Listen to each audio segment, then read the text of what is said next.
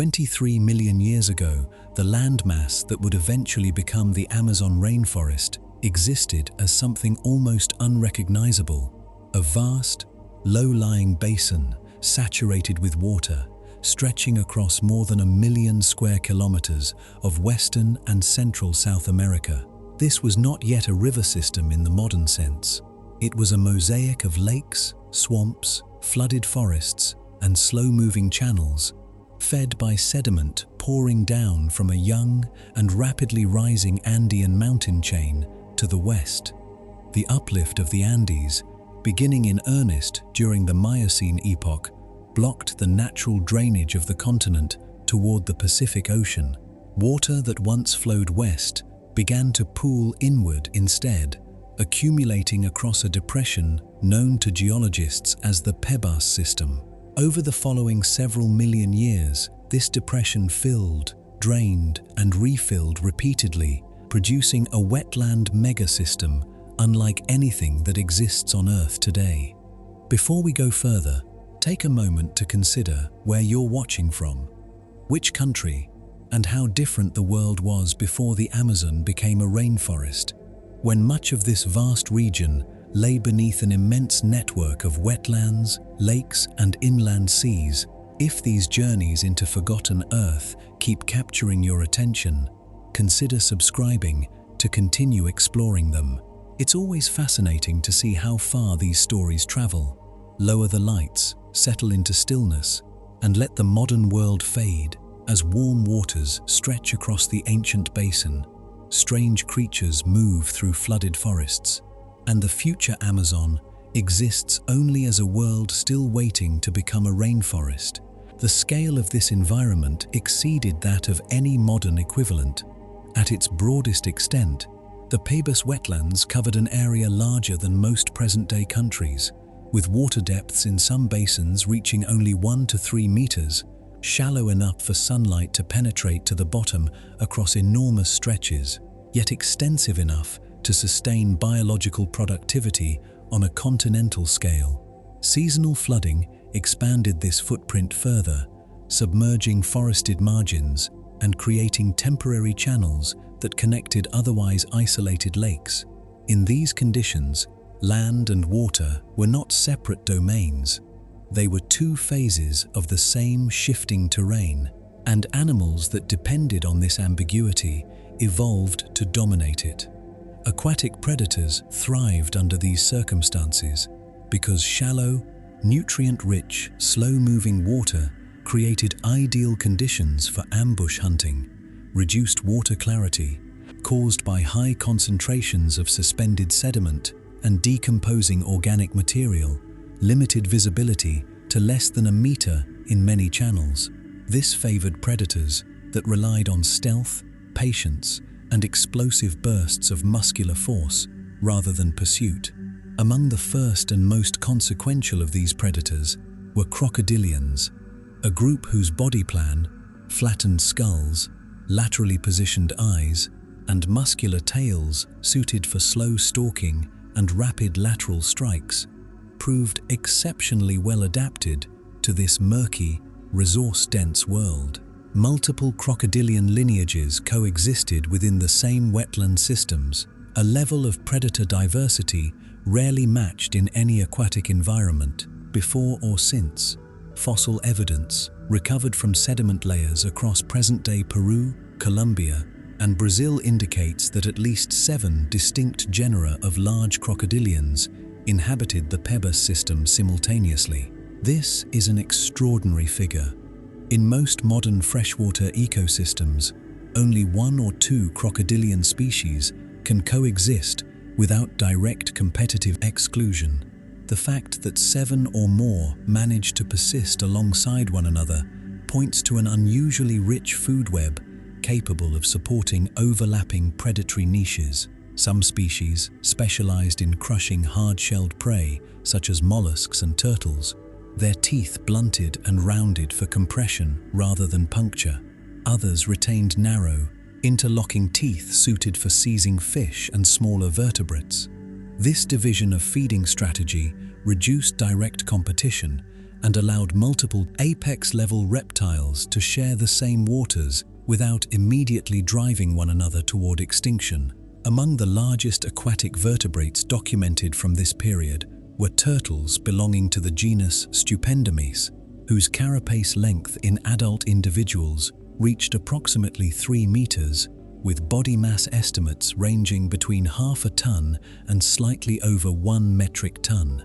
To place this in context, a Stupendomys individual could weigh more than 10 times as much as the largest freshwater turtles alive today. Their sheer mass likely provided a degree of protection against most predators, yet evidence of damage on some recovered shell fragments suggests that even animals of this size were not entirely safe. Puncture marks consistent with crocodilian bite force have been identified on fossilized shell material, indicating that predation attempts, successful or otherwise, did occur against fully grown individuals. The presence of such enormous herbivorous or omnivorous turtles also reveals something important about the productivity of this ecosystem. Sustaining animals of this mass requires a continuous and abundant supply of plant material, mollusks, and detritus available across a large enough range to support a stable population over time.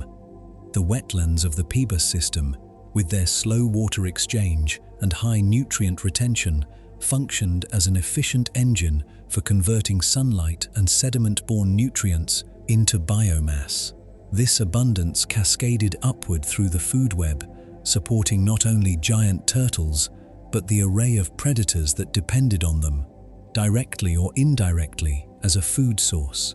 Fish populations within these waters reached similarly unusual proportions. Catfish species recovered from Miocene-age deposits in the region show skull and pectoral spine dimensions consistent with body lengths exceeding 2 meters, considerably larger than their modern descendants inhabiting the same general region. Larger body size in fish populations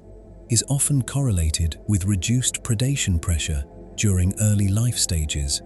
abundant food availability, and stable thermal conditions, factors that aligned closely with the characteristics of the Purussaurus wetland system. Water temperatures across the basin, reconstructed through isotopic analysis of fossilized shell material, are estimated to have remained within a range of 26 to 32 degrees Celsius for extended portions of the year, conditions favorable to high metabolic activity and accelerated growth in ectothermic species. The dominance of aquatic predators in this environment was not simply a matter of individual strength or size. It reflected a structural reality of the landscape itself. With dry, elevated terrain limited and patchy, terrestrial animals had comparatively little space to establish exclusive territories away from water. Nearly every form of movement across the region, whether by reptiles, mammals, or birds, required crossing, skirting, or wading through some portion of the wetland network. This meant that almost any animal moving through the landscape was, at some point, forced into proximity with the water's edge or its submerged channels. Predators that controlled these choke points gained access to a continuous stream of potential prey, simply by remaining stationary and waiting.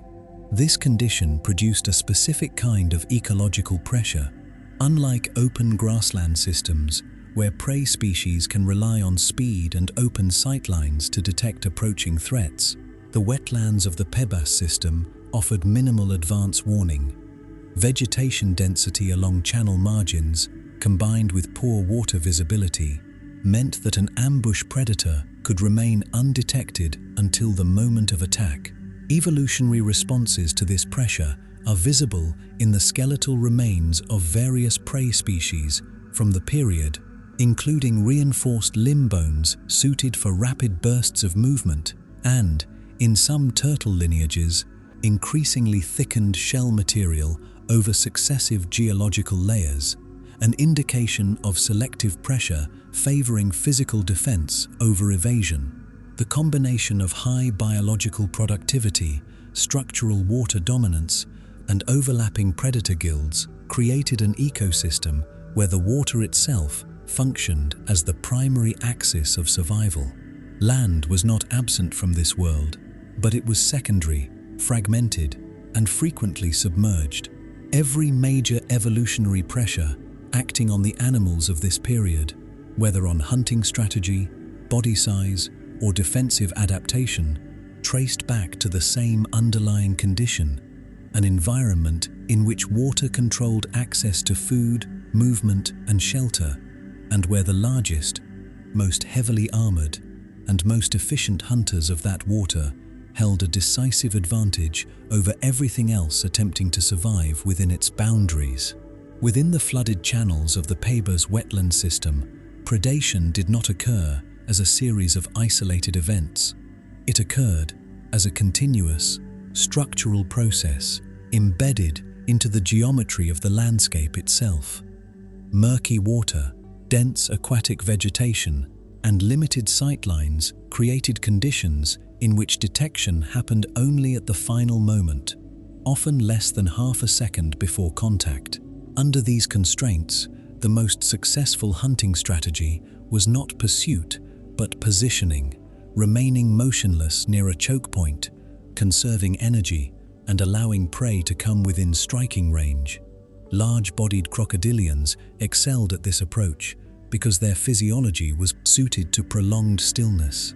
Metabolic studies of related modern crocodilian species indicate that resting heart rates can fall below 10 beats per minute during extended periods of inactivity, allowing an ambush predator to remain submerged and motionless for over an hour while expending minimal energy. This capacity for stillness was paired with an explosive strike mechanism built around the tail and jaw musculature. When triggered, a lateral tail sweep combined with rapid jaw closure could generate bite forces estimated based on skull and jaw muscle reconstructions of large fossil crocodilians from this period, at well over 6,000 newtons in the largest individuals. This force, concentrated through a small number of conical teeth, was sufficient to puncture turtle shell material, crush dense limb bone, and immobilize prey within a fraction of a second. The brevity of the attack window meant that successful evasion depended almost entirely on advanced detection, which the environment itself made extraordinarily difficult. Several distinct crocodilian genera occupied these waters simultaneously, and their coexistence was made possible by differentiated hunting zones and prey targeting rather than by avoidance of competition altogether. Some species concentrated their activity in shallow, vegetation-choked margins, where smaller fish, amphibians, and juvenile reptiles congregated in search of food and shelter. Others positioned themselves in deeper, more open channels, where larger fish and migrating prey passed through on a more predictable seasonal schedule. This spatial partitioning reduced direct encounters between different predator species during routine hunting, but it did not eliminate them. Fossil evidence from multiple sites across the Purussaurus Basin includes skeletal material bearing bite marks inconsistent with the victim's own species, indicating that predator-on-predator conflict occurred with some regularity, whether through territorial disputes, opportunistic predation on smaller individuals, or competition over a shared kill. One particularly informative class of fossil evidence comes from partially healed bite wounds preserved in bone tissue. Healed trauma of this kind indicates that the animal survived an attack, which allows researchers to estimate not only the force and dimensions of the attacking jaw, but also the frequency with which sublethal predator encounters occurred within a single population. Multiple specimens recovered from Miocene-age deposits in present-day Peru display such healed lesions on limb bones and shell margins, with bite spacing patterns matching the dental arrangement of separate, larger crocodilian species. This suggests that even apex-level animals within this ecosystem were not exempt from predation risk, particularly during early growth stages when body size had not yet reached its maximum defensive threshold. Juvenile vulnerability represented one of the most significant constraints on population dynamics within this predator-dense environment. A hatchling crocodilian, turtle, or fish entering the water for the first time faced a survival landscape shaped by adults of its own species, as well as by entirely different predatory lineages, often within the same several hundred meters of habitat. Estimates derived from comparable modern crocodilian nesting ecology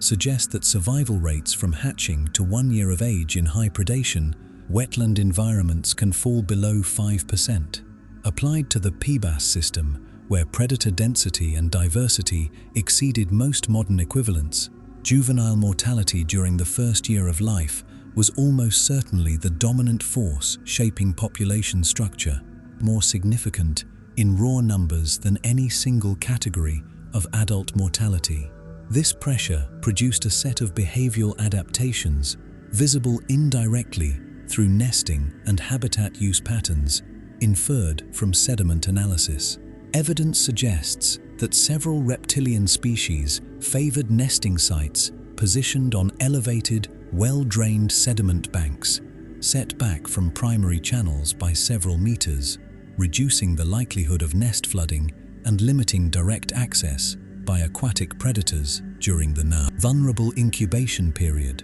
Some turtle lineages appear to have synchronized nesting activity within narrow seasonal windows, a strategy that, in modern reptile populations, functions to overwhelm localized predator capacity by producing more hatchlings within a short period than any single predator population can consume. Whether this synchronization in the PBAS system arose specifically in response to crocodilian predation pressure or reflected broader seasonal flooding cycles remains a subject of ongoing analysis,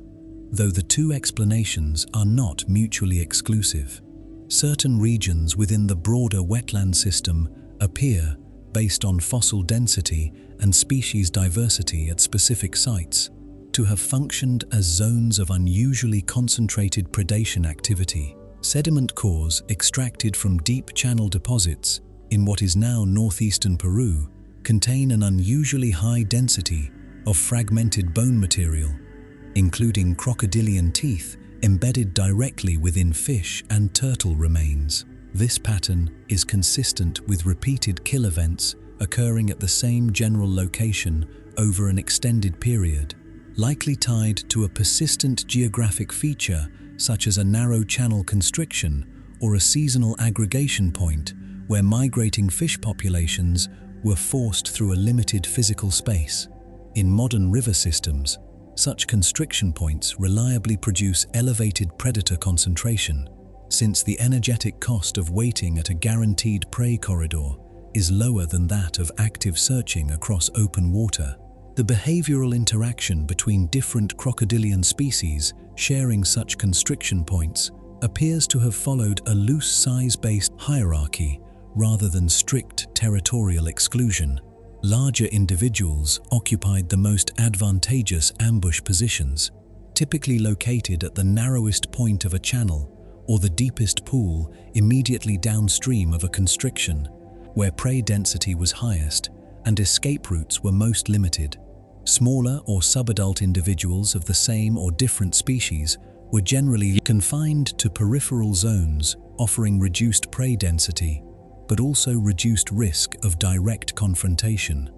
This pattern, inferred from spatial distribution of skeletal remains relative to estimated ancient channel geometry, mirrors hierarchical resource partitioning observed in modern crocodilian populations inhabiting similarly resource-constrained habitats. Visibility conditions throughout the wetland system were not uniform, and this variability directly influenced both predator strategy and prey behavior. Channels fed by recent sediment influx from Andean runoff carried higher suspended particulate loads, reducing visibility to under half a meter and favoring close-range ambush tactics reliant on touch-sensitive pressure receptors located along the jaw and snout of crocodilian species. In contrast, more stable backwater lakes removed from active sediment input, occasionally cleared to visibility ranges exceeding 1.5 meters, particularly during drier seasonal periods when sediment settled and water exchange slowed. In these clearer zones, predators appear to have relied more heavily on visual tracking, a shift in sensory strategy that would have required different approach behavior and possibly explains observed variation in crocodilian skull and eye socket morphology across different species inhabiting the same general region. The cumulative effect of these overlapping pressures, ranging from juvenile predation rates to spatial hierarchy at feeding constriction points, was an ecosystem in which danger was not an occasional disruption but a constant structural feature of aquatic life. Every transit across open water, every approach to a feeding site, and every movement through a shaded channel margin carried calculable risk, shaped by visibility, water depth, and the specific predator species occupying that stretch of habitat at that particular time. Survival within this system depended less on any single adaptation and more on the cumulative interaction of timing, location, and body size, factors that together determined whether an individual animal would pass through these waters undetected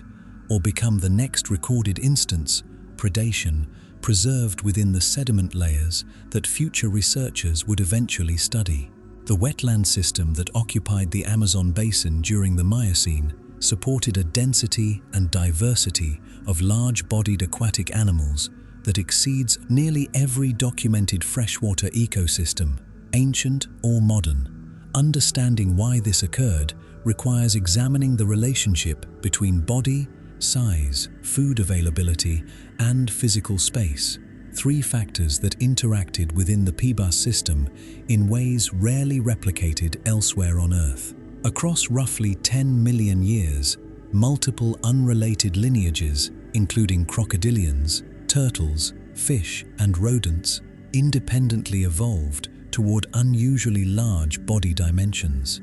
This pattern, in which several distinct groups converge on similar size increases under shared environmental conditions, is referred to by biologists as parallel gigantism, and its recurrence within this single basin points toward a consistent underlying cause rather than isolated evolutionary accidents. The primary driver appears to have been an exceptionally stable and abundant food supply, sustained by the basin's unique hydrology. Unlike rivers that drain efficiently toward the ocean, the PBAS system retained water and organic material for extended periods due to limited outflow capacity, a consequence of the rising Andes blocking westward drainage while eastern outlets remained constrained by gentle topographic gradients. This retention allowed nutrients, including dissolved minerals carried down from weathering Andean rock, to accumulate within the basin rather than being flushed out to sea. Elevated nutrient concentration supported dense algal and aquatic plant growth, which in turn supported large populations of invertebrates, mollusks, and small fish, forming a foundation capable of sustaining considerably larger predators and grazers than typical river systems allow. Body size in aquatic animals is also less constrained by gravitational load than in terrestrial species, since water buoyancy offsets much of an organism's mass. This physical reality permits aquatic and semi-aquatic animals to reach sizes that would be structurally unsustainable on land. Combined with abundant food and reduced gravitational constraint, the wetlands of the PBAS system effectively removed two of the primary limiting factors on body size, leaving population density and direct predation pressure as the main remaining controls. In an environment already shown to support multiple large predator species, the evolutionary pressure on prey species to grow beyond a vulnerable size threshold appears to have reinforced the same upward trend in body dimensions across the food web. Among the clearest examples of this trend was Stupendomys geographicus, a turtle whose shell length in the largest known individuals approached 3 meters, making it among the largest freshwater turtles ever documented. Some male individuals possessed forward-projecting horn-like shell structures near the front edge of the carapace, a feature absent in females, suggesting a sexually dimorphic trait, possibly used in direct physical competition between males, comparable in function, though not form, to antlers or tusks observed in some terrestrial species. Estimated body mass for the largest individuals exceeded 1 metric ton, a figure roughly 8 times greater than the largest living freshwater turtle species recorded today. Fish populations within this system reached comparable extremes relative to their modern descendants. Fossilized remains attributed to large catfish lineages indicate body lengths in some individuals exceeding 2 meters, with skull width and bone density suggesting a heavily armored, slow-growing physiology suited to long-term survival in a stable, resource-rich environment rather than rapid reproduction and high turnover. Lungfish and other air-breathing fish species, adapted to tolerate the periodic oxygen depletion that occurs in slow-moving, organically rich water, also appear in the fossil record at sizes substantially larger than their modern equivalents, a pattern consistent with reduced predation pressure during early development stages in a food-abundant environment. Among mammals, the most striking example of size increase comes from rodent lineages inhabiting the margins of the wetland system. Neoepiblema, a genus of large rodent related distantly to modern capybaras, reached body mass estimates between 70 and 100 kilograms in some individuals, dimensions far exceeding any rodent species alive today outside of similarly unusual island or wetland ecosystems. The persistence of large rodent body size in this environment is generally explained through a combination of abundant plant material along flooded forest margins and reduced advantage for small body size, since the dominant predation threat came from large aquatic ambush hunters rather than the swift terrestrial predators that typically favor smaller, faster prey animals on open ground. The coexistence of so many large-bodied species within a single ecosystem required an unusually high degree of niche specialization to prevent direct competitive exclusion. Evidence drawn from analysis of toothwear patterns, jaw structure, and isotopic signatures preserved in fossilized remains indicates that different species, even those of similar size, occupied distinct dietary niches. Some turtle species appear to have specialized in processing hard-shelled mollusks, evidenced by broad, flattened jaw surfaces suited for crushing rather than cutting. Others show dental and jaw patterns more consistent with a diet of softer aquatic vegetation. Among fish populations, isotopic analysis of preserved tissue indicates a layered feeding structure, with some species relying primarily on detritus and algae near the water's surface, while others fed on smaller fish and invertebrates at greater depth, reducing direct dietary overlap despite occupying the same general body of water. This degree of specialization extended to habitat preference as well as diet. Sediment composition analysis across different sites within the Pebas Basin indicates that certain species concentrated their activity within specific water chemistry conditions, including variations in salinity, oxygen concentration, and sediment type. Some mollusk and fish species recovered from the fossil record show characteristics associated with brackish or intermittently saline water, a result of episodic incursions linked to ancient connections between the inland basin and marine systems to the north. Other species appear restricted to consistently fresh, low salinity conditions, suggesting that even within a broadly connected wetland network, localized chemical variation created semi-isolated zones that supported distinct biological communities. each shaped by slightly different environmental parameters. The unusually crowded character of this ecosystem also produced distinctive evolutionary outcomes unrelated directly to body size. Several species recovered from PBAS deposits display morphological traits without clear modern equivalents, including turtle shell shapes adapted to specific predator avoidance strategies and crocodilian skull configurations specialized for narrow dietary niches not represented among crocodilian species alive today.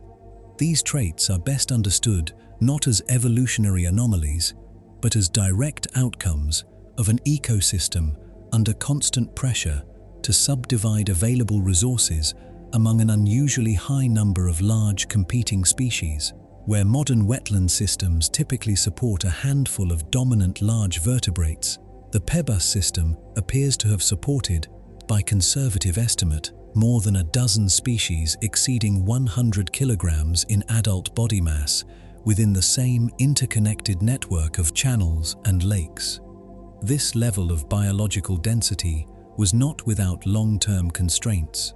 Several lineages identified from the PBAS system, including Stupendomies and certain large crocodilian genera, eventually declined and disappeared from the fossil record as the wetland system itself began to transform over subsequent geological periods.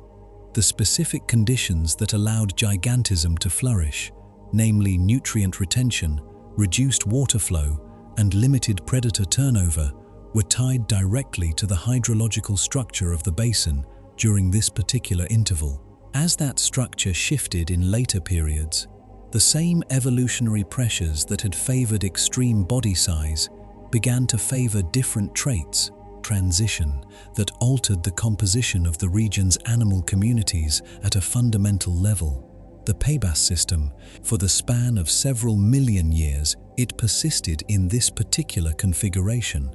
represented a rare convergence of geological, chemical, and biological conditions, one capable of sustaining a density and diversity of giant aquatic life that has not been replicated in comparable form anywhere else within the documented fossil record of freshwater environments. Among the predators that occupied the PBAS wetland system, one species eventually surpassed all others in scale and ecological dominance: Purussaurus brasiliensis, named after the Purus River region where some of its most complete remains were recovered, represents the largest crocodilian known to have existed in South America, and among the largest to have lived anywhere on Earth. Skull fragments recovered from Miocene deposits in present-day Brazil, Peru, and Venezuela indicate adult body lengths reaching between 10 and 12 meters, with mass estimates for the largest individuals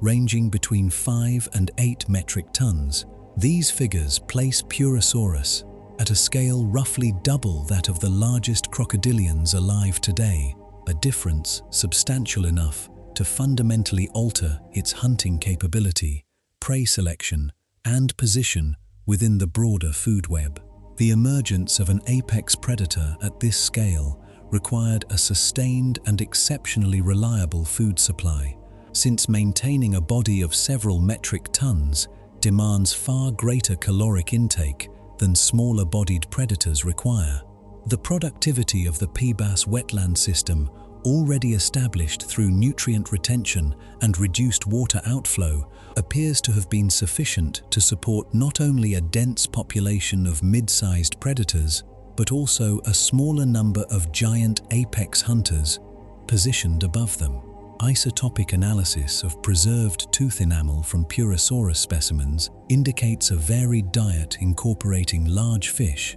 turtles, and other vertebrates, suggesting an animal capable of exploiting whatever prey was most readily available within a given stretch of habitat, rather than relying on a narrow dietary specialization. Skull morphology provides the clearest evidence of how Purussaurus hunted. Reconstructed skulls from multiple specimens show a broad, robust structure with a shortened, heavily reinforced snout, distinct from the narrower, elongated skulls of fish specialist crocodilians. This shape is mechanically suited to withstanding extreme stress during prey capture,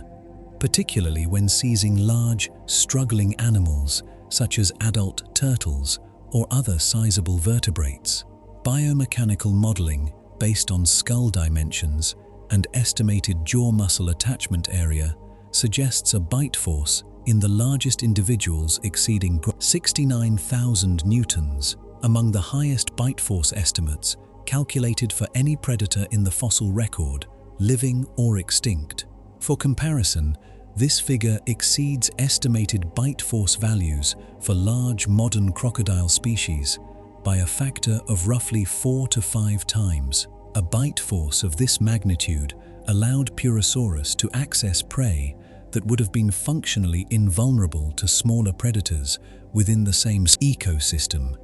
Thick-shelled turtles such as Stupendomes, whose shell structure likely provided substantial protection against the 6,000 Newton bite force range typical of mid-sized crocodilian species,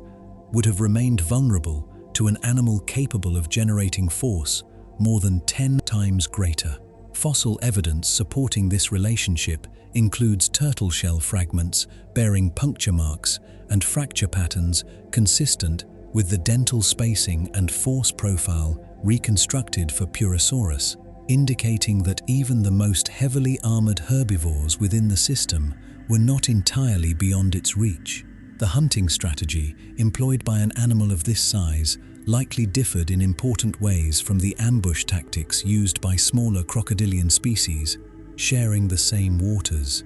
While agility and rapid lateral movement decline with increasing body mass, the sheer force available to Purussaurus reduced the need for precision or repeated strikes. A single successful attack, even if delivered with reduced speed compared to a smaller predator, was likely sufficient to immobilize or kill prey instantly through crushing, trauma rather than puncture and hold tactics common among more modestly sized hunters. This shift toward power over speed represents a common pattern observed across large-bodied predators throughout the fossil record, in which increased mass trades maneuverability for the ability to overwhelm prey through raw mechanical force. The presence of an apex predator at this scale necessarily reorganized the behavior of every other large animal within the same wetland network. Mid-sized crocodilian species, despite occupying dominant predatory positions relative to smaller animals, would have faced direct risk when sharing deep channels or feeding sites with Purussaurus, particularly during periods of resource scarcity when competition for limited prey intensified. Fossil evidence from several Pebus sites includes skeletal remains of mid-sized crocodilian individuals bearing bite trauma consistent with an attacker substantially larger than themselves, supporting the inference that direct conflict between Purussaurus and other large predators occurred, whether through territorial disputes, competition over carcasses, or opportunistic predation. This hierarchical pressure likely produced spatial avoidance behavior among smaller predator species, a pattern inferred from the distribution of fossil remains relative to reconstructed deep channel zones within the ancient basin. Areas associated with the highest concentration of Purussaurus remains tend to show comparatively lower density of mid-sized crocodilian fossils, a pattern consistent with smaller predators avoiding direct competition by concentrating their activity in shallower or more peripheral habitat zones, less suited to an animal of Purussaurus's size and reduced maneuverability. Such partitioning would have allowed multiple predator tiers to coexist within the same broader system while minimizing the frequency of direct, high-risk encounters between predators of dramatically different scale. The energetic demands of maintaining a body mass in the range of 5 to 8 metric tons placed practical limits on Purussaurus population density, even within an unusually productive ecosystem. Estimates derived from comparative analysis of metabolic scaling in large reptiles suggest that an individual of this size would have required access to a substantial home range likely spanning many kilometers of interconnected waterway in order to secure sufficient prey on a consistent basis. This requirement implies that Purussaurus existed not as a numerous, widely distributed species, but as a comparatively rare apex predator occupying the upper tier of a food pyramid, whose base required enormous biological productivity to support even a modest number of individuals at the very top. Growth rate and lifespan likely played an equally important role in reaching such extreme size.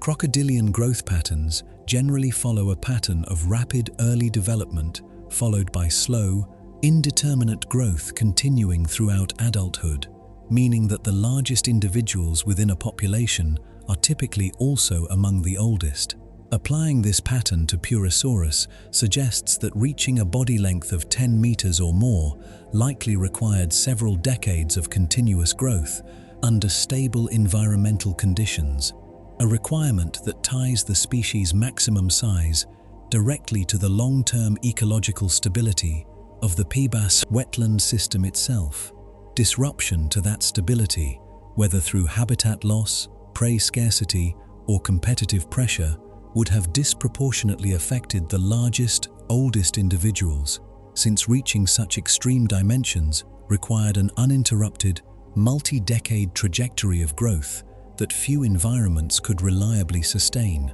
The dominance of Purussaurus within this ecosystem illustrates a broader principle observed across many of Earth's most productive ancient environments. Extreme biological abundance at the base of a food web does not simply support a larger number of mid-sized consumers, but can instead concentrate at the very top, producing a small number of exceptionally large apex predators whose existence depends entirely on surrounding systems' capacity to generate surplus energy far beyond what any single animal could require. Within the waters of the PBAS system, that surplus reached its highest expression in an animal whose scale, force, and ecological reach placed it, for several million years, at the absolute summit of one of the most predator-dense environments documented in the fossil record. Beyond the predator-dense channels and feeding zones already established within the PBAS system lay a landscape defined primarily by sheer extent. At its maximum documented expansion, roughly 17 to 15 million years ago, the wetland network covered an estimated 1 million square kilometers, a figure comparable to the combined land area of France and Germany. This was not a single lake or river, but an interconnected mosaic of standing water bodies, including shallow lakes, slow channels, seasonally flooded forests, and brackish estuarine zones, distributed across a basin so large that traveling its full extent would have meant crossing several distinct climatic and hydrological subregions, each shaped by slightly different combinations of rainfall, sediment input, and proximity to the rising Andes. The persistence of this system over such an extended period, estimated at more than 10 million years in its broadest configuration, depended on a balance between continuous sediment and water input from the west and limited drainage capacity toward the east and north. Andean uplift during this interval proceeded at rates estimated between 5 and 10 millimeters per year in actively rising sectors,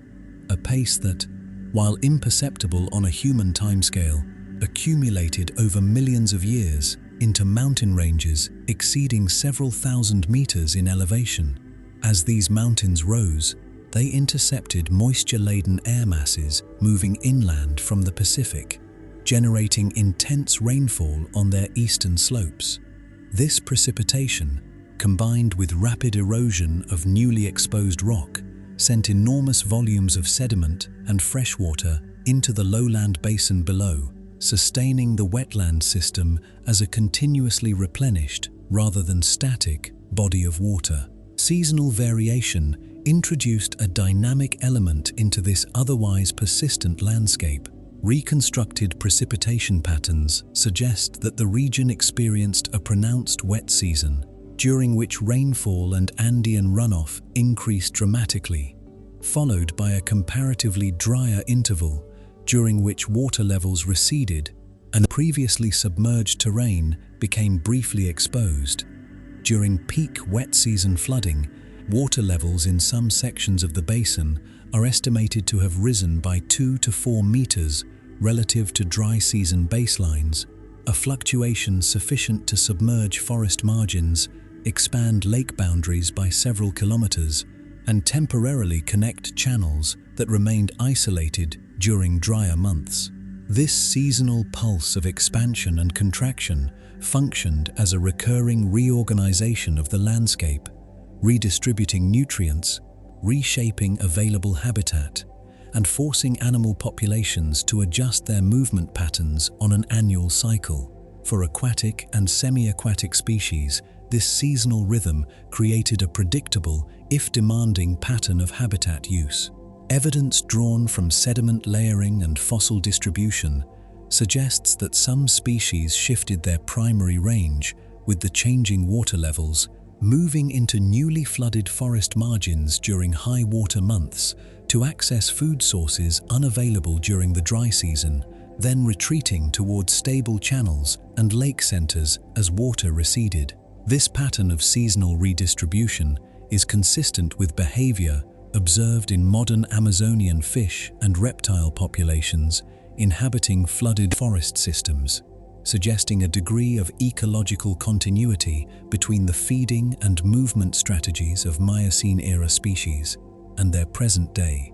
descendants, despite the dramatic differences in overall landscape structure between the two periods. The chemical composition of water across this vast system was far from uniform, a variability that exerted significant influence over which species could inhabit which portions of the basin. Sediment core analysis indicates that salinity levels fluctuated considerably, depending on proximity to episodic marine incursions entering from the north, as well as on local rates of freshwater input from Andean runoff.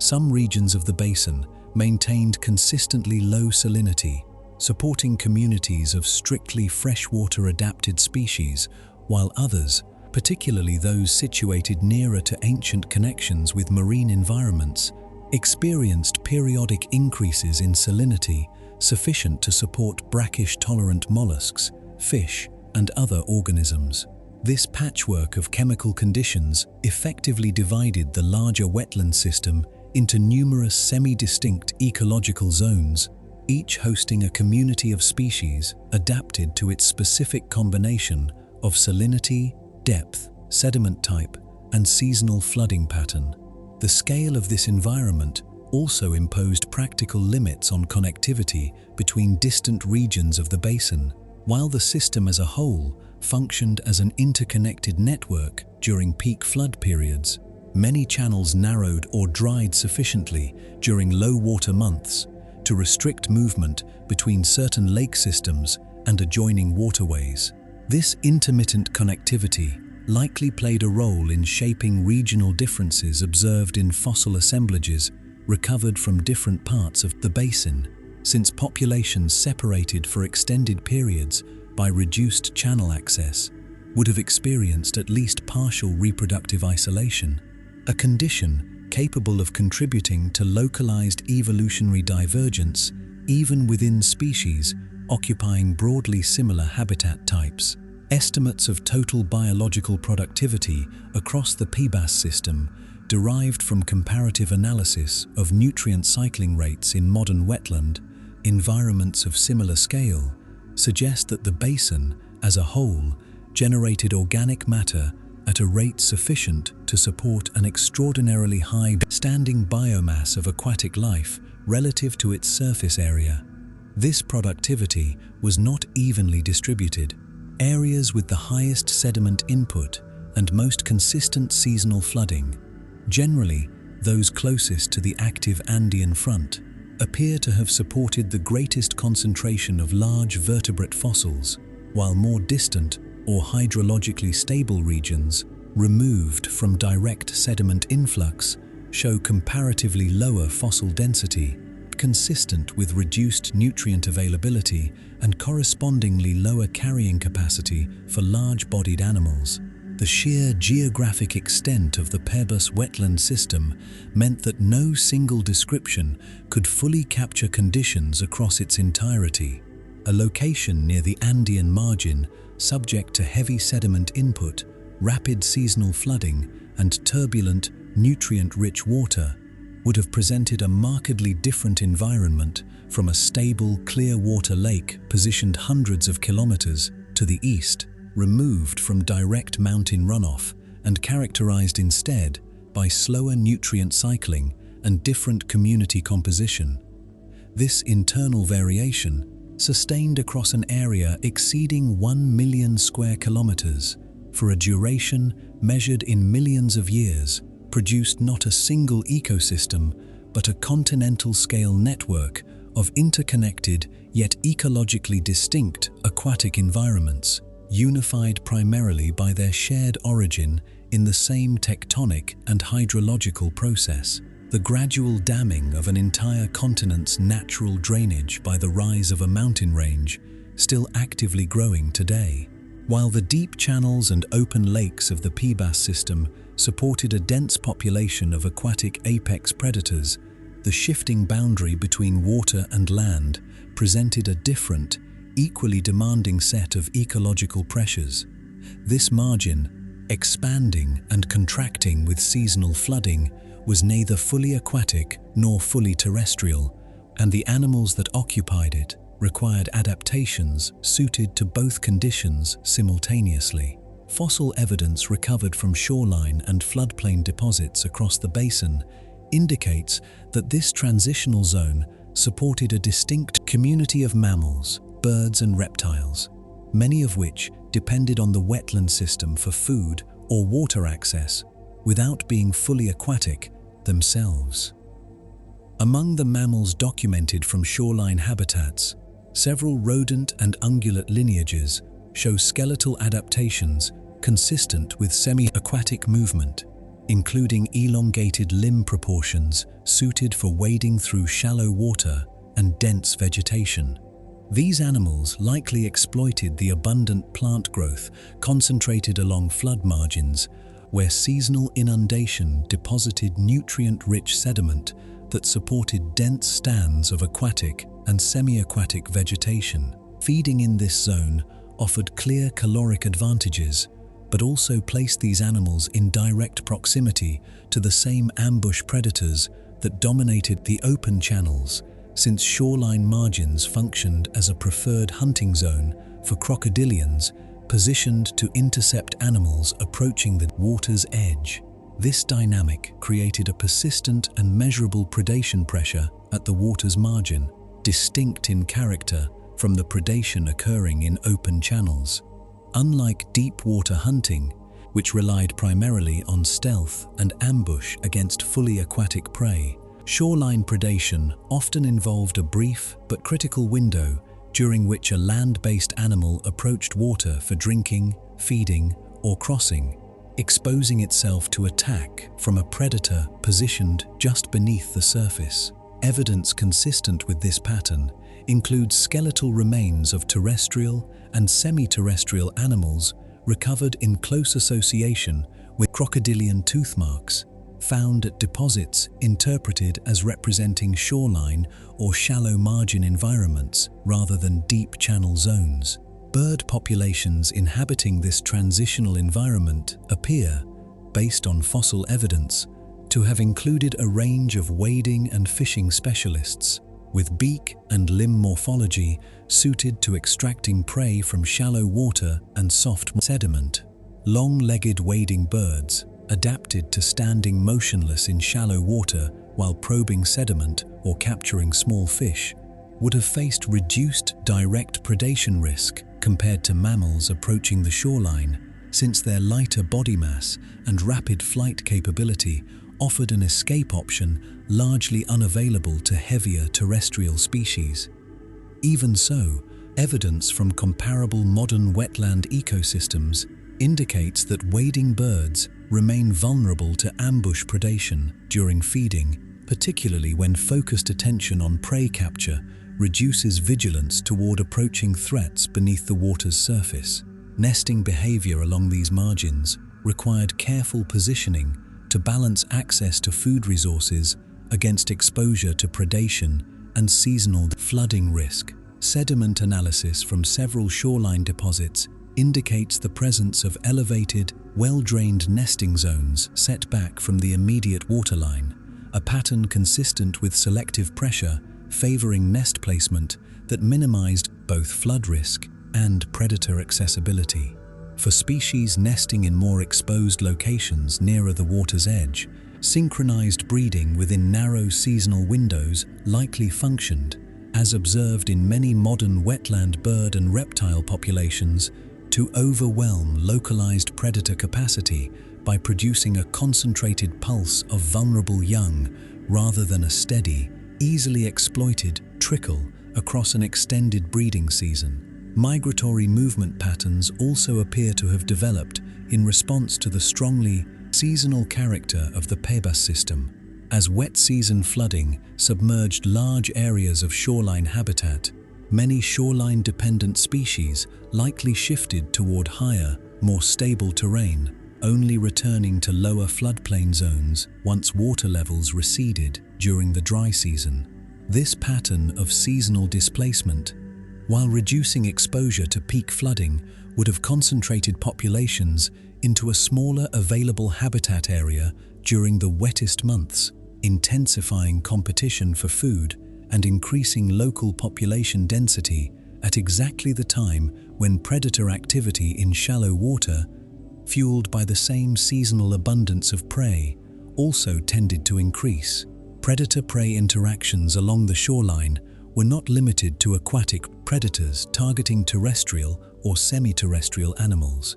Evidence suggests that some terrestrial carnivorous mammals and reptiles, in turn, exploited the shoreline as a hunting ground against smaller aquatic or semi-aquatic species during periods when water levels receded sufficiently to expose previously submerged prey. This reciprocal predation pattern, in which the same transitional zone served as a hunting ground for both aquatic predators targeting land-based prey and terrestrial predators targeting aquatic or amphibious prey, reflects the genuinely intermediate character of the shoreline environment, a zone where the usual ecological separation between aquatic and terrestrial predator guilds broke down into a more fluid, opportunistic structure shaped primarily by seasonal water level rather than fixed habitat boundaries. The cumulative pressure of this shoreline environment, combining flood risk,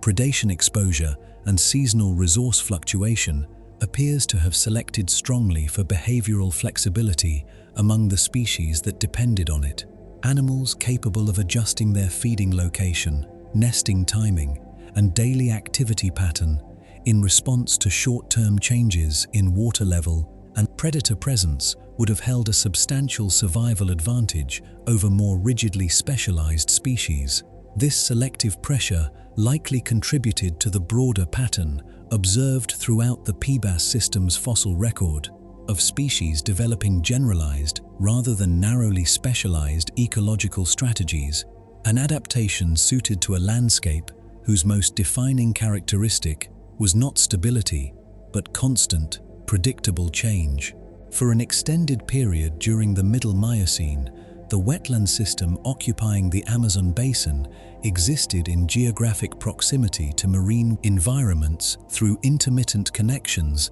linked to the Caribbean region to the north. These connections were not permanent or continuous, but episodic, opening and closing in response to relatively small fluctuations in regional sea level and tectonic activity along the northern margin of South America.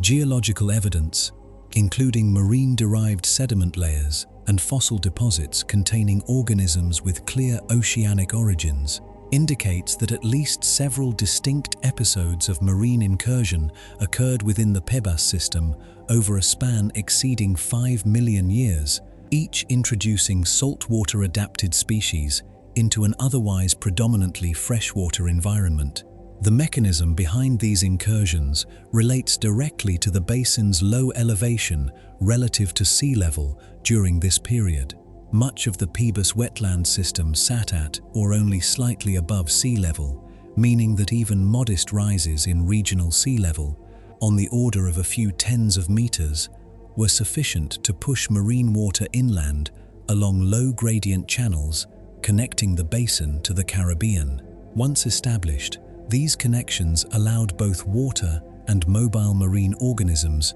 to move inland over considerable distances, in some cases penetrating several hundred kilometers into what is now interior Peru and Colombia, far beyond what might be expected given the present-day distance separating this region from any ocean coastline. Fossil evidence of this marine influence includes the remains of cartilaginous fish, among them sharks and rays, recovered from sediment layers located deep within the interior of the basin. Several shark species identified from these deposits belong to lineages capable of tolerating a range of salinity conditions, a physiological trait that would have allowed them to penetrate inland along brackish or intermittently saline channels before encountering fully freshwater conditions further upstream. Tooth morphology recovered from these specimens indicates the presence of multiple distinct shark species, some apparently adapted to feeding on smaller fish and invertebrates, others showing dental characteristics associated with a broader, more opportunistic diet capable of including larger prey when available. Ray species identified from the same deposits include forms closely related to modern freshwater stingrays, suggesting that at least some marine origin lineages did not merely tolerate temporary incursion into the basin, but established lasting freshwater populations following the eventual closure of the marine connection and subsequent freshening of the surrounding water. This pattern, in which a marine-derived lineage becomes permanently established within a freshwater system following isolation from its ocean origin, is well documented in several modern river systems worldwide, and represents one of the clearer evolutionary pathways through which marine biodiversity can become incorporated into an inland freshwater fauna over sufficient geological time. The introduction of marine and brackish-tolerant species into the Purussaurus system would have produced significant ecological consequences for organisms already established within the basin's freshwater communities. Sharks and rays occupy predatory and bottom-feeding niches that, prior to their arrival, may have been filled, if at all, by different and less specialized freshwater organisms. Competition for shared food resources, particularly among bottom-dwelling invertebrate feeders, likely intensified following each incursion event, as newly arrived marine species brought distinct foraging strategies and physiological tolerances that allowed them to exploit portions of the available habitat that existing freshwater species may have been less suited to use efficiently. The relationship between these marine newcomers and the dominant aquatic predators already established within the Purussaurus system, including the diverse crocodilian community and the various large-bodied turtle and fish lineages, remains less clearly documented in the fossil record, though indirect evidence suggests at least some degree of interaction. Tooth and bone fragments recovered from several sites show damage patterns consistent with crocodilian feeding on smaller shark or ray remains, indicating that established freshwater apex predators likely incorporated these newly arrived species into their existing diet, rather than facing direct competitive displacement from them. This pattern would be consistent with the broader ecological flexibility already documented among the basin's crocodilian community, many of which appear to have maintained generalized rather than narrowly specialized feeding strategies suited to exploiting whatever prey became locally available. Each episode of marine incursion appears to have been temporary, with subsequent geological evidence indicating a return to predominantly freshwater conditions following the closure of the connecting channel to the Caribbean. This cyclical pattern of incursion and retreat would have produced a fluctuating salinity environment over the affected portions of the basin, placing sustained selective pressure on resident species to tolerate at least moderate salinity variation, even if their primary ecological niche remained centered on freshwater conditions. Isotopic analysis of shell material from certain mollusk species recovered from these transitional deposits indicates physiological adaptations consistent with tolerance of fluctuating salinity, a trait that would have provided a clear survival advantage during periods of marine influence without significantly disadvantaging the same organisms during the more typical freshwater conditions that prevailed between incursion events. The eventual permanent closure of marine connections to the PBAS system, occurring as continued Andean uplift and associated tectonic activity progressively isolated the basin from coastal influence, marked the end of this particular chapter of ecological exchange between marine and freshwater environments. Species that had established stable freshwater populations during this period, including the ancestors of modern freshwater stingrays found in the Amazon basin today, persisted following this isolation, while populations more strictly dependent on continued access to marine conditions would have faced gradual decline as the connecting channels narrowed and eventually closed entirely. The legacy of this period of intermittent marine contact remains detectable today, most notably in the presence of stingrays within the modern Amazon River system, a lineage whose ultimate origin traces directly back to these episodic incursions that occurred tens of millions of years earlier, when the boundary between ocean and inland wetland was far less fixed than it appears across the present-day landscape of South America. The wetland system that dominated the Amazon basin during the Miocene did not exist in isolation from terrestrial vegetation. Surrounding and interspersed throughout the network of lakes, channels, and seasonally flooded zones lay extensive forested margins, distinct in composition from the modern Amazon rainforest, yet already exhibiting many of the structural characteristics that would later define tropical forest ecosystems. Pollen and plant fossil evidence recovered from PBAS-aged sediment layers indicates a flora dominated by palms, ferns, and early angiosperm lineages,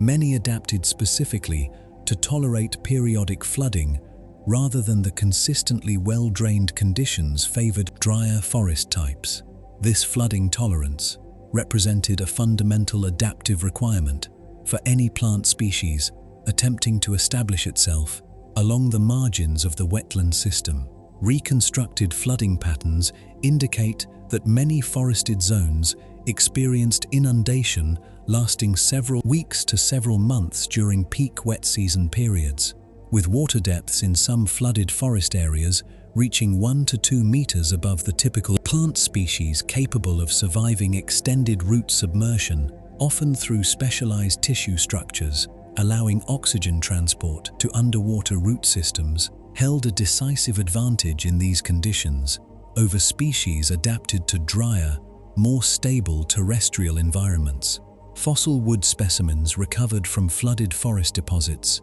show internal structural features consistent with this kind of flood-adapted physiology, including enlarged air channels within root and stem tissue. The productivity of these flooded forest margins depended heavily on the same nutrient-rich sediment that sustained the aquatic portions of the PBAS system. Seasonal flooding deposited fresh layers of fine sediment carried down from the actively eroding Andean mountains to the west directly onto forest floor surfaces, replenishing soil fertility on an annual basis, in a manner broadly comparable to the nutrient deposition patterns observed along many modern floodplain river systems. This continuous nutrient input allowed flooded forest zones to sustain considerably higher rates of plant growth and biomass production than would be possible in a comparable forest lacking regular sediment renewal, a factor that likely contributed significantly to the broader pattern of high biological productivity already documented across the aquatic portions of the basin. Vegetation structure within these forests appears, based on plant fossil assemblages, to have included a mixture of canopy-forming trees, dense palm stands, and an understory layer adapted to variable light conditions created by the uneven canopy cover, typical of frequently disturbed, flood-affected forest environments. This structural variability would have created a correspondingly diverse range of microhabitats, supporting a broader array of animal species than a more uniform forest type might allow. Insect and small vertebrate fossils recovered from associated deposits, though less abundant than the larger aquatic vertebrate remains that dominate the Purussaurus fossil record, indicate the presence of a diverse terrestrial and arboreal fauna inhabiting these forest margins, alongside the aquatic communities documented in the wetlands themselves. The relationship between forest vegetation and the surrounding aquatic ecosystem extended beyond simple nutrient exchange. Fallen leaves, fruit, and other organic material from flooded forest vegetation entered the aquatic food web directly, providing a food source for fish, invertebrates, and other organisms adapted to process plant-derived detritus. Isotopic analysis of preserved fish tissue from several Purussaurus sites indicates that a substantial proportion of dietary carbon in some fish species derived from terrestrial plant sources rather than purely aquatic algae or phytoplankton, a pattern consistent with significant nutritional exchange between the forested margins and the open water habitats they bordered. This connection meant that the health and productivity of the forest component of the ecosystem directly influenced the carrying capacity of the aquatic predator and prey populations already documented as having reached such unusual size and density within this system. Fruit-bearing plant species, identified through fossilized seeds and pollen recovered from multiple sites, appear to have been a significant component of the forest flora, suggesting that fruit-eating animals, whether fish exploiting fallen fruit during flood periods or terrestrial and arboreal animals feeding directly within the forest canopy, would have had access to a reliable seasonal food source. This pattern, in which fruit production coincides with seasonal flooding, has been documented in numerous modern Amazonian flooded forest systems, where fish species have evolved specifically to exploit fruit and seed resources made available only during the period when forest floors remain submerged, a relationship that appears to trace its evolutionary origin back to forest-wetland interactions of the kind preserved within the Purussaurus fossil record. Despite these productive characteristics, the forested margins of the Purussaurus system also presented genuine hazards to the animals that depended on them. Dense vegetation along flood margins limited visibility and created ideal ambush conditions for terrestrial and semi-aquatic predators, while the same seasonal flooding that delivered nutrients to the forest floor also brought aquatic predators directly into forest interiors during peak high water periods, temporarily merging two habitats that remained more clearly separated during drier portions of the year. Animals moving through these forests during flood season therefore faced a combined predation risk drawn from both the resident terrestrial fauna and the temporarily expanded range of aquatic hunters capable of moving through submerged forest understory in pursuit of prey. The overall character of these forested margins, productive yet hazardous, structurally complex, yet shaped fundamentally by the same hydrological cycles governing the open wetlands beyond them, illustrates the degree to which the entire Purussaurus system functioned as a single integrated ecological unit rather than a collection of separate aquatic and terrestrial environments.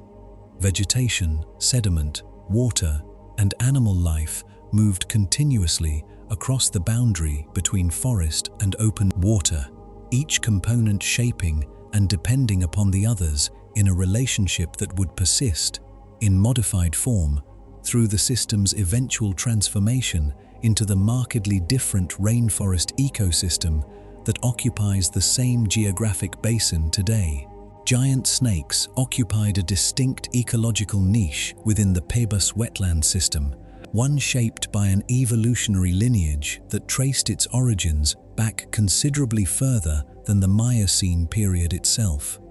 The genus Titanoboa, known primarily from fossil remains recovered in northern Colombia and dated to approximately 60 million years ago, represents an earlier and substantially larger relative of the giant snake lineages present within the later Purussaurus ecosystem.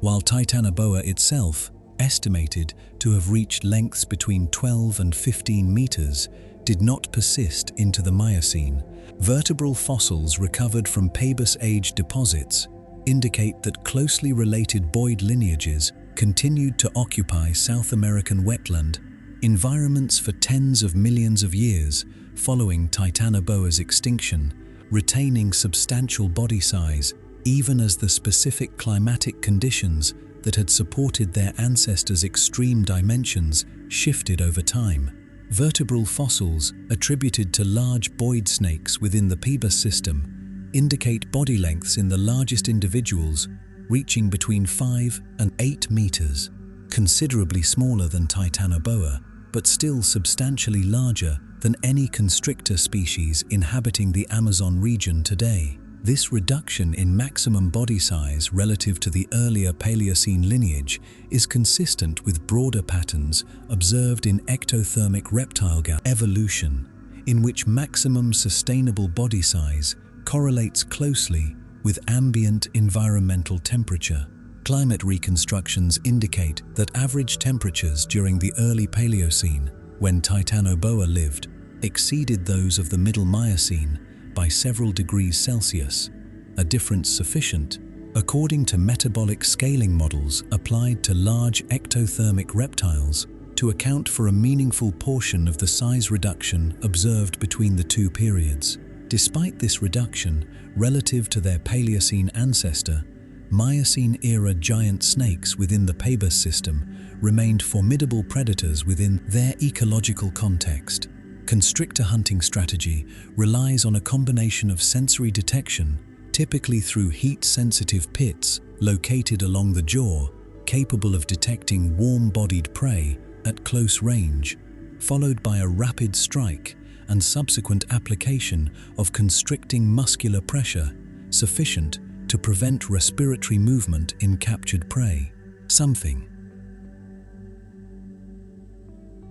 Biomechanical estimates applied to vertebral dimensions recovered from Purussaurus deposits suggest that the largest individuals were capable of generating constriction forces sufficient to subdue prey animals weighing several tens of kilograms, placing within their potential prey range many of the mid-sized mammals and reptiles documented from shoreline and forest margin habitats within the broader ecosystem. The dense, vegetation-choked margins of the Purussaurus wetland system provided ideal habitat conditions for ambush-style constrictor hunting. Limited visibility within flooded forest understory and shoreline vegetation favored a hunting strategy reliant on concealment and patience rather than active pursuit, a strategy for which large constrictor body plans are particularly well suited, given their capacity for prolonged immobility while awaiting an approaching prey animal. Fossil evidence of large snake remains recovered in close association with shoreline and flooded forest deposits, rather than open channel or deep lake sediment, supports the inference that these animals concentrated their hunting activity within the same transitional shoreline zones already established as a site of intense predation pressure from multiple other predator types. This overlap in habitat preference between giant constrictor snakes and the crocodilian-dominated predator community already documented within the Purussaurus system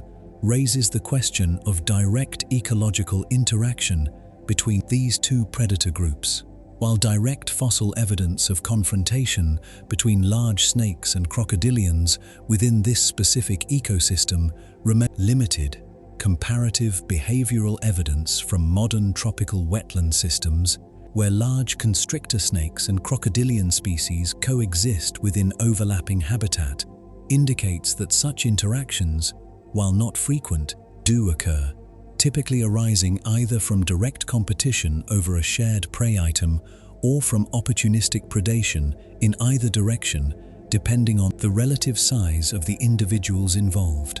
Reproductive strategy among large constrictor snakes typically involves egg-laying, followed by an extended incubation period, during which the female may remain in close proximity to the nest site, a behavior pattern that, applied to the Purussaurus-era giant snake lineages, would have required the same kind of elevated, flood-resistant nesting terrain already identified as a critical resource for other reptile species nesting along the basin's shoreline margins. Competition for limited high-ground nesting sites, shared among turtles, crocodilians, and giant snakes alike, likely represented an additional dimension of ecological pressure within an already resource-constrained transitional habitat zone, one in which suitable elevated terrain, rather than food availability, may have functioned as the primary limiting factor controlling reproductive success across multiple unrelated reptile lineages simultaneously. The persistence of large-bodied constrictor snakes within the Purussaurus system across an interval spanning several million years indicates that this lineage successfully adapted to a gradually cooling climate trend through moderate size reduction rather than outright decline, a pattern that stands in contrast to several other large-bodied species within the same ecosystem that ultimately did not survive the broader environmental transformations occurring later in the Miocene. The eventual fate of these giant snake lineages, whether they persisted in reduced form into subsequent geological periods or declined alongside the broader collapse of the Purussaurus wetland system, remains an area of ongoing paleontological investigation constrained by the comparatively limited preservation of snake skeletal material relative to the more durable shell and bone remains left behind by the system's turtles, crocodilians, and large fish. The transformation of the Amazon basin from a vast inland wetland system into the river-dominated landscape that would eventually give rise to the modern rainforest was driven primarily by a single, sustained geological process: the continued uplift of the Andes mountain range along the western margin of South America. This uplift, which began in earnest during the early Miocene and continued at varying rates across subsequent geological periods, did not occur as a single event, but as a gradual accumulation of tectonic movement, occurring through repeated episodes of crustal compression as the Nazca Oceanic Plate continued its slow subduction beneath the western edge of the South American continental plate. The rate of this uplift, while modest on any human timescale, produced substantial cumulative change when sustained over millions of years. Geological reconstructions indicate that significant portions of the central Andean range gained several thousand meters of elevation between roughly 15 and 10 million years ago, a period of accelerated mountain building that directly coincided with the most dramatic phase of transformation documented within the Purussaurus wetland system. As the mountains grew taller, they fundamentally altered regional drainage patterns, progressively blocking what had previously been a more direct westward flow of water toward the Pacific Ocean and forcing an increasing volume of precipitation and runoff to accumulate within the lowland basin to the east instead. This blockage was not absolute or immediate, but developed incrementally as specific drainage pathways became progressively obstructed by rising terrain. Early in this process, before Andean elevation reached its later extremes, some connection between the interior basin and the Pacific coast may have persisted intermittently, allowing partial drainage to continue even as the broader trend moved toward increasing water retention within the basin. As uplift continued and elevation increased further, these residual western drainage pathways closed entirely, eliminating the basin's connection to the Pacific and establishing the fully enclosed hydrological configuration that characterized the PBAS system at its peak extent. With westward drainage eliminated, the accumulated water within the basin required an alternative outlet,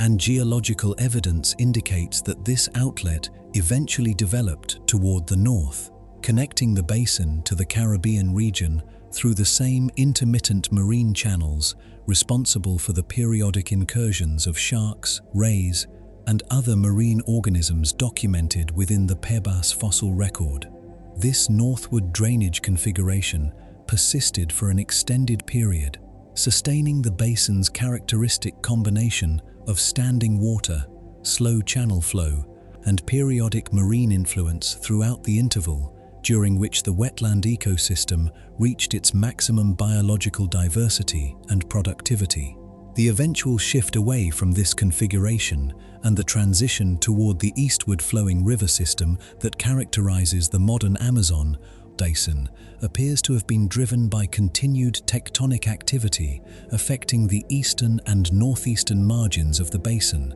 including gradual uplift of the Purussaurus Arch, a broad structural rise in the underlying continental crust, positioned roughly in the center of the modern Amazon basin. As this arch rose, even by a relatively modest amount, it altered the basin's internal topography sufficiently to redirect the dominant direction of water flow, shifting drainage away from the northern Caribbean connection and increasingly toward an eastward path that would eventually establish the modern Amazon River's flow toward the Atlantic Ocean. This redirection did not occur instantaneously, but unfolded over an extended transitional period during which the basin's hydrology became increasingly unstable, alternating between conditions favoring wetland persistence and conditions favoring more efficient river drainage. Sediment layers recording this transitional interval show increasing variability in deposit type and composition compared to the more consistent lake and wetland sediments characteristic of the system's earlier, more stable phase, a pattern consistent with a landscape undergoing active reorganization rather than continued equilibrium. The combination of Andean uplift to the west and Purussaurus Arch uplift toward the basin's center produced, over time, a fundamentally different hydrological structure than the one that had supported the PBAS wetland ecosystem. Rather than functioning as a broad, enclosed basin retaining water and sediment across an extended area, the region began to develop the more linear, channelized drainage pattern characteristic of a true river system, in which water moves with greater speed and directional consistency toward a single eventual outlet, rather than accumulating across a wide, shallow, and largely static wetland network. This geological transformation, while driven by processes operating on a scale of millions of years and measured in centimeters of elevation change per century, ultimately determined the ecological fate of every species adapted to the conditions of the earlier wetland system. The specific combination of shallow standing water, slow nutrient cycling, and limited drainage that had allowed extraordinary biological productivity and unusually large body sizes to flourish across the PBAS basin depended entirely on a hydrological configuration that geological forces operating far beneath the surface and largely independent of biological processes occurring within the water itself were already in the process of permanently dismantling. As the hydrological reorganization driven by Andean and Purussaurus Arch uplift progressed through the later Miocene, the wetland habitats that had supported the PBAS ecosystem's extraordinary biodiversity began to contract in both extent and stability. This contraction did not proceed as a single, uniform event, affecting the entire basin simultaneously, but rather as a gradual, geographically uneven process in which certain regions experienced reduced flooding frequency and declining water retention well before others, producing a patchwork of habitat loss that spread progressively across the basin over an interval estimated at several million years. The reduction in standing water area directly affected the carrying capacity of the ecosystem for the large-bodied species that had come to dominate many of the giant turtles, oversized fish, and large crocodilian species documented from the basin's peak productivity period depended on a combination of shallow, stable, nutrient-rich water and extensive habitat area to sustain their substantial caloric requirements. As wetland area diminished and water flow patterns shifted toward the faster, more channelized character associated with true river drainage, the specific conditions supporting this level of productivity became increasingly localized and unreliable, forcing species adapted to the older, more stable wetland configuration into a shrinking range of suitable remaining habitat. Fossil evidence from sediment layers dated to this transitional interval indicates a measurable decline in the diversity of large crocodilian species relative to earlier deposits, with several genera that had been well represented during the peak Pebus period becoming notably less common or disappearing entirely from the fossil record in younger sediment layers. This pattern is consistent with a process of gradual competitive exclusion and habitat-driven decline, in which species most narrowly specialized for the specific conditions of slow, shallow, nutrient-retentive water faced increasing pressure as those conditions became less consistently available across the basin. Not all species responded to this changing environment in the same way, and the fossil record indicates considerable variation in adaptive response across different lineages. Some species, particularly those with more generalized feeding strategies and broader environmental tolerance, appear to have persisted relatively successfully into the transitional period, their remains continuing to appear in sediment layers, recording increasingly river-like conditions. Other species, by contrast, show a sharp decline or complete absence in younger deposits, a pattern most pronounced among the most highly specialized members of the ecosystem, including several giant turtle and crocodilian lineages whose body size and dietary requirements had evolved specifically in response to the unusually stable and productive conditions of the basin's earlier wetland configuration. This divergence in outcome between generalist and specialist species reflects a broader ecological principle observed across numerous documented instances of habitat transformation throughout the fossil record. Specialization, while advantageous under stable environmental conditions that reward refined adaptation to a specific and reliable set of resources, becomes a liability when those conditions shift, since highly specialized organisms typically possess limited capacity to adjust their behavior, diet, or habitat use in response to rapid environmental change. The Pebas ecosystem's long period of relative environmental stability, sustained across millions of years, had encouraged the evolution of numerous highly specialized lineages, a pattern that left the ecosystem as a whole particularly vulnerable once that underlying stability began to erode. The decline in habitat stability also appears to have intensified competitive pressure among the species that remained within the shrinking wetland, areas still capable of supporting them. As suitable habitat area decreased while population density within that remaining habitat did not immediately decline at a matching rate, resource competition likely increased correspondingly, placing additional strain on species already facing reduced food availability.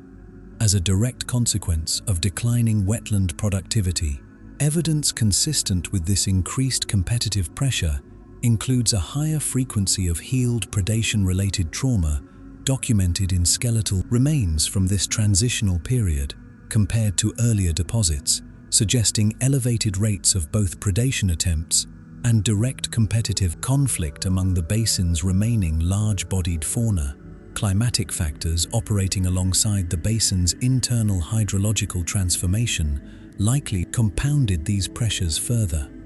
Global climate trends during the later Miocene moved generally toward cooler conditions relative to the warmer intervals that had characterized the earlier portion of the epoch, a shift that, combined with the basin's already declining capacity to retain warm, shallow water across extensive areas, would have further reduced the specific thermal and hydrological conditions that many of the ecosystem's most specialized large-bodied species required to sustain their metabolic and reproductive needs. By the close of this transitional interval, the Pebos ecosystem had begun to lose the defining characteristics that had once made it among the most biologically productive and diverse freshwater environments documented anywhere in the fossil record.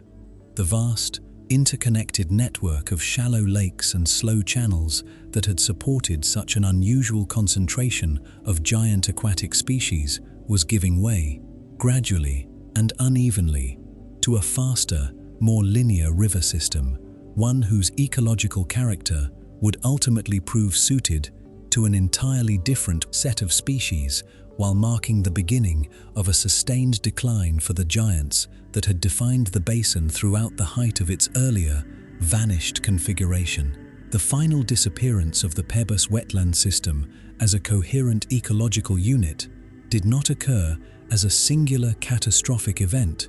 but as the cumulative result of geological, hydrological, and climatic processes that had been operating simultaneously across the basin for millions of years. By approximately 7 to 8 million years ago, the evidence preserved within sediment layers across present-day Peru, Colombia, and Brazil indicates a decisive shift in depositional character from the thick, fine-grained lake and wetland sediments, diagnostic of slow, retentive water systems, toward the coarser, cross-bedded fluvial deposits associated with faster-moving, channelized river drainage. This transition in sediment type represents not merely a change in water chemistry or depth, but a fundamental reorganization of the entire basin's hydrological identity. The replacement of standing wetland water by active river channels altered the physical conditions of the basin in ways that compounded one another progressively. Faster-moving water carries sediment more efficiently than slow or standing water, meaning that as river channels developed, the nutrient-rich fine sediment that had previously settled out of slow-moving water and accumulated within lake and wetland basins was instead transported downstream more rapidly and deposited further toward the basin's eastern margin. This shift in sediment dynamics directly reduced the fertility of water remaining within the developing river system, since the prolonged nutrient retention that had underpinned the Pebos ecosystem's exceptional biological productivity depended specifically on slow water exchange, a condition that faster river drainage inherently undermined. The loss of this nutrient retention capacity cascaded upward through the food web, with measurable consequences for the large-bodied species that had come to define the basin's fauna. Primary productivity, supported by nutrient-rich water and dense aquatic vegetation, existed unsediment. Composition and water chemistry shifted toward conditions less favorable for sustained plant and algal growth across extensive areas. This decline reduced the energy available at the base of the food web, propagating upward through successive trophic levels and ultimately constraining the carrying capacity of the environment for large apex predators and giant herbivores alike. Species whose caloric requirements demanded a level of baseline productivity that the transforming basin could increasingly no longer provide. Extinctions within the system during this terminal phase appear, based on the fossil record, to have proceeded unevenly, rather than simultaneously across all lineages. Some species persisted into younger sediment layers, their remains appearing in fluvial deposits that clearly postdate the main wetland phase, indicating that certain lineages managed to adjust their habitat use and dietary strategy sufficiently to remain viable within the emerging river system for some additional period after the broader wetland configuration had largely collapsed. Others disappear from the sediment record much earlier, their absence in transitional and post-transitional deposits consistent with a more rapid decline, potentially reflecting a narrower ecological tolerance that left them unable to function effectively once the specific wetland conditions they depended upon had deteriorated beyond a critical threshold. Among the most ecologically significant losses documented from this period was the apparent decline and eventual disappearance of the giant crocodilian lineages, including Purussaurus, from the post-Pebus fossil record of the basin. The specific requirements of an animal at this scale, including a home range spanning many kilometers of productive waterway, a reliable supply of large prey, and thermal conditions sufficient to sustain the metabolic demands of several metric tons of body mass, aligned so closely with the particular conditions of the Pebus system that the dismantling of those conditions effectively removed the ecological foundation upon which such extreme size depended. A true river system, with its faster-moving water, reduced prey concentration in open channels, and diminished standing water habitat area, could not replicate the conditions that had allowed Purussaurus to maintain itself at the apex of the food web for millions of years. The collapse of Stupendomys populations followed a broadly similar trajectory, with fossil evidence suggesting progressive decline during the transitional interval and eventual absence from younger deposits within the basin, as shallow, stable lake environments were replaced by faster river channels. The extensive areas of aquatic vegetation and submerged substrate that had supported the dietary requirements of these giant turtles contracted correspondingly, reducing the available habitat to a set of isolated, shrinking remnants, rather than the continuous, interconnected wetland network that had previously sustained populations large enough to leave abundant fossil traces across a geographically extensive region. The broader ecological structure of the basin during this terminal phase likely resembled a fragmented mosaic of isolated wetland remnants, each separated from others by expanding stretches of river-dominated terrain less hospitable to the specialist species that had thrived under the earlier wetland configuration. This fragmentation would have imposed additional population pressure on surviving wetland-dependent species, since isolated populations, unable to exchange individuals across a connected habitat network, face elevated extinction risk from both demographic instability and reduced genetic diversity, two factors that, in combination with the direct environmental pressures already operating, would have accelerated the effective decline of species whose total remaining population had already contracted substantially from earlier levels. What replaced the Pebus system was not ecological emptiness, but a structurally different kind of productive environment, one characterized by flowing rather than standing water, moving rather than retentive sediment, and a biological community organized around the dynamics of a river system rather than those of a shallow inland sea. The species that populated this emerging environment were different from those that had dominated the Pebus system at its height, favoring different body sizes, different feeding strategies, and different reproductive approaches suited to the faster, less stable conditions of an active river drainage network. Their eventual descendants, modified across millions of additional years of evolution within this different hydrological context, would come to populate the river system that exists today, carrying within their biology and behavior traces of the long sequence of environmental transformations through which their ancestral lineages had passed. even as all direct memory of the vanished wetland world that had once occupied, this same basin disappeared entirely into the sediment layers accumulating beneath them. The ecological space left by the retreating Purussaurus wetland system did not remain vacant for long in geological terms. As river channels replaced standing water across progressively larger portions of the basin, terrestrial and semi-terrestrial vegetation began establishing itself across newly exposed floodplain surfaces, colonizing sediment deposits that the retreating wetland had left behind. This process of vegetational expansion was neither instantaneous nor uniform,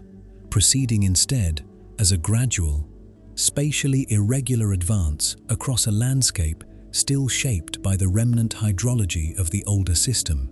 including seasonally flooded margins, oxbow lakes, and low-lying terrain that continued to receive periodic inundation even as the broader wetland configuration dissolved around them. Pollen evidence recovered from sediment layers spanning this transitional interval documents a progressive shift in plant community composition, from the flood-adapted palm and aquatic vegetation assemblages characteristic of the Purussaurus wetland margins,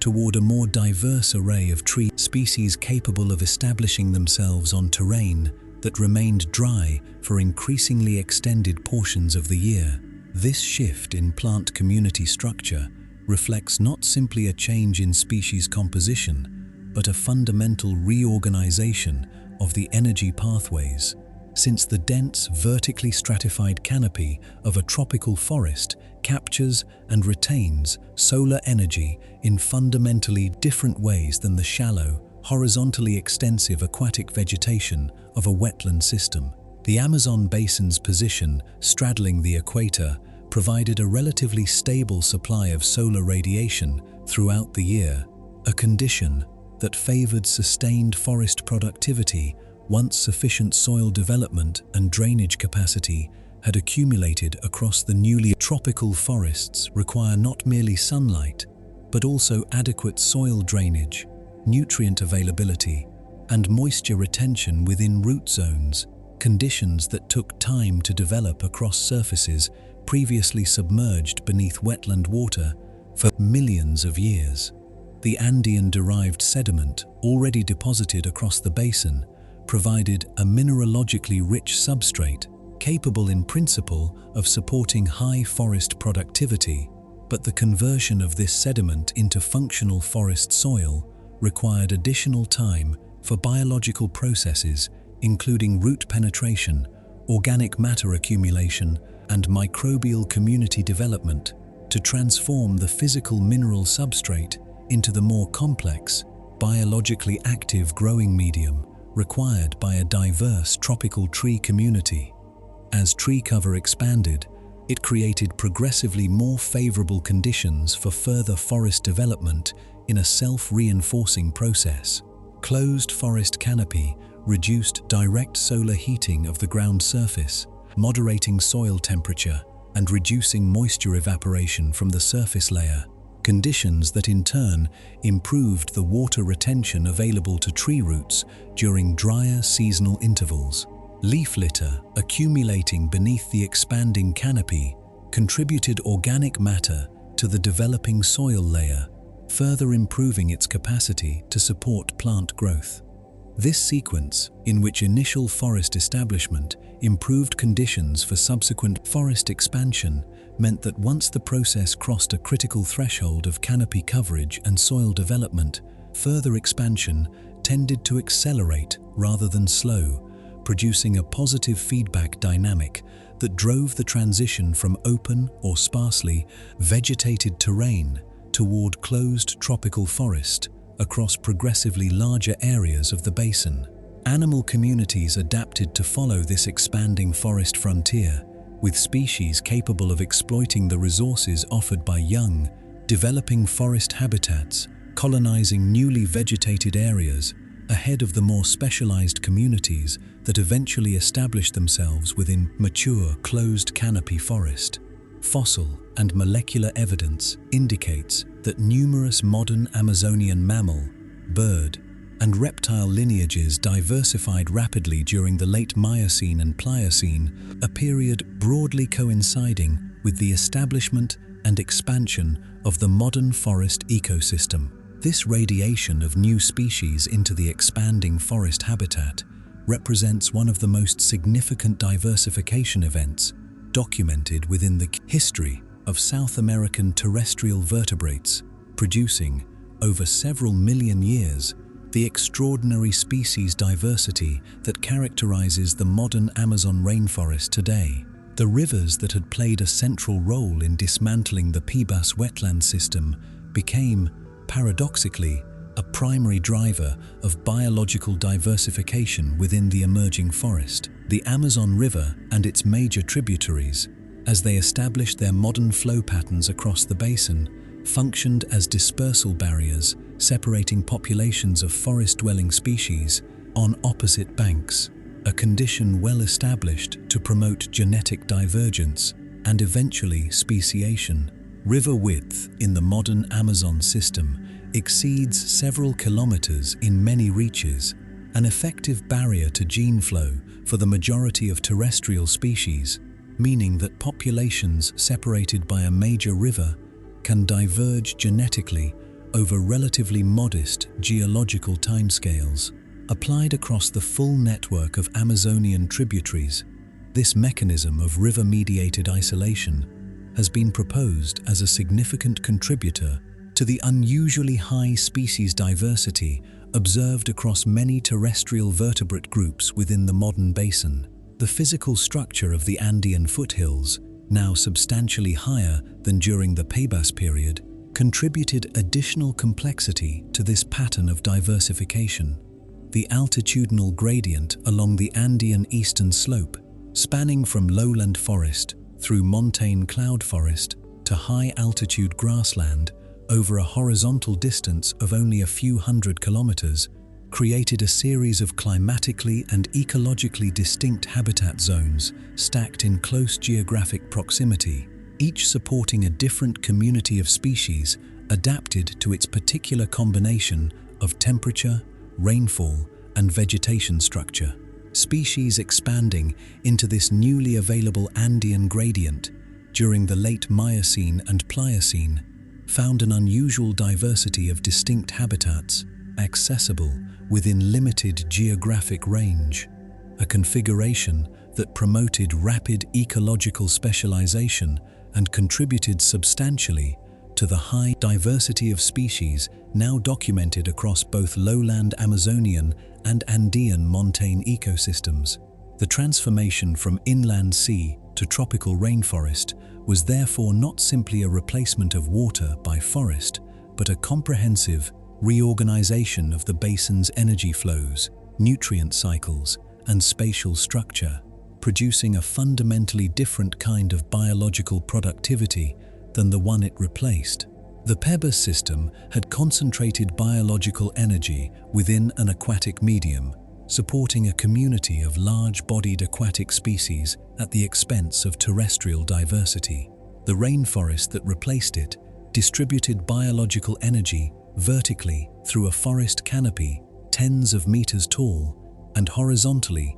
across a continuously connected terrestrial surface, supporting an entirely different, and in terms of total species number far greater, diversity of life adapted to the specific opportunities and constraints of that new configuration. The animals and environments documented across the preceding chapters of the Amazon basin's history did not vanish without trace. They left behind a physical record embedded within the sediment layers that accumulated beneath the wetland system during its long existence. Layers that were subsequently buried beneath additional geological deposits and, eventually, beneath the soils and root systems of the expanding tropical forest that replaced the wetland above them. Accessing this record requires penetrating through tens of meters of overlying material, a logistical challenge that has historically limited fossil recovery from the Amazon basin to scattered surface exposures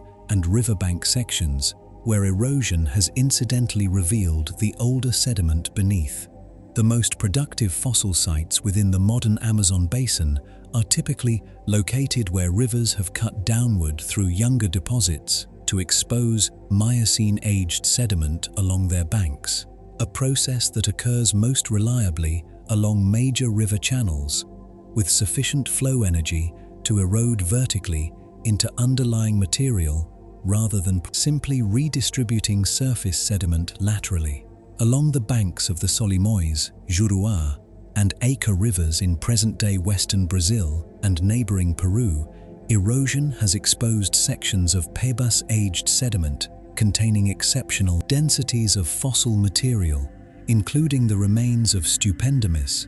Purussaurus, and numerous other species that have allowed researchers to reconstruct the biological communities of the ancient wetland system in considerable detail. The preservation quality of fossils recovered from these fluvial exposures varies considerably depending on the specific sediment type in which they were originally deposited. Remains encased within fine-grained clay layers, characteristic of the slow, low-energy depositional environments found in lake centers and quiet backwater basins, tend to show superior preservation compared to material recovered from coarser, higher-energy deposits associated with channel margins and flood events. This differential preservation means that the fossil record of the Pebas system is not a representative sample of the full community of species that once inhabited it, but rather a biased subset weighted toward animals that died or were deposited in low-energy aquatic environments, a condition that likely underrepresents species concentrated in higher-energy habitats such as active channel margins and exposed shorelines. Dense tropical vegetation covering the majority of the Amazon basin complicates systematic fossil survey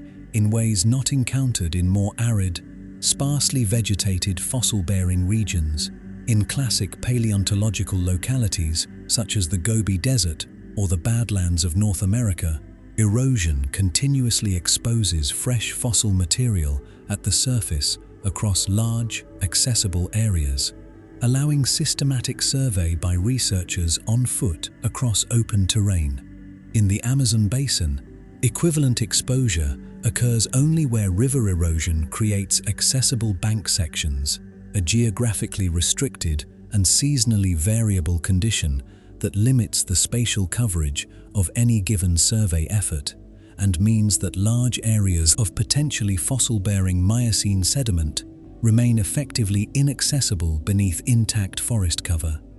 Remote sensing technologies, including satellite-based radar imaging capable of penetrating forest canopy to detect surface topography and, in some applications, subsurface geological features, have been applied to the problem of locating additional fossil-bearing sediment exposures across forested portions of the basin. These methods can identify geological structures and drainage patterns consistent with Miocene-aged sediment outcrops, guiding field expeditions toward localities with higher probability of containing accessible fossil material. Ground truthing of such remotely identified sites has, in several documented cases, resulted in the discovery of previously unknown fossil localities, extending the known geographic distribution of several Pebas-age species and providing new data points for reconstructing the spatial extent of the ancient wetland system.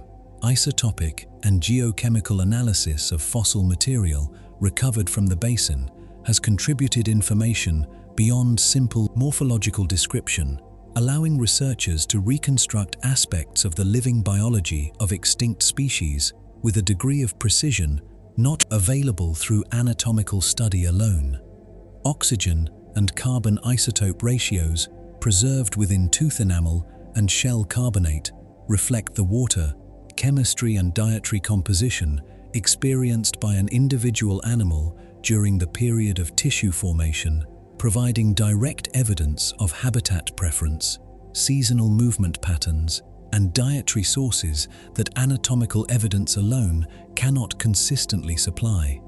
Applied to Purussaurus, Stupendimes, and several large fish species from the Purussaurus system. Such analyses have clarified aspects of ecological specialization and habitat partitioning had previously remained speculative. Molecular phylogenetic analysis of living species, while not providing direct fossil evidence,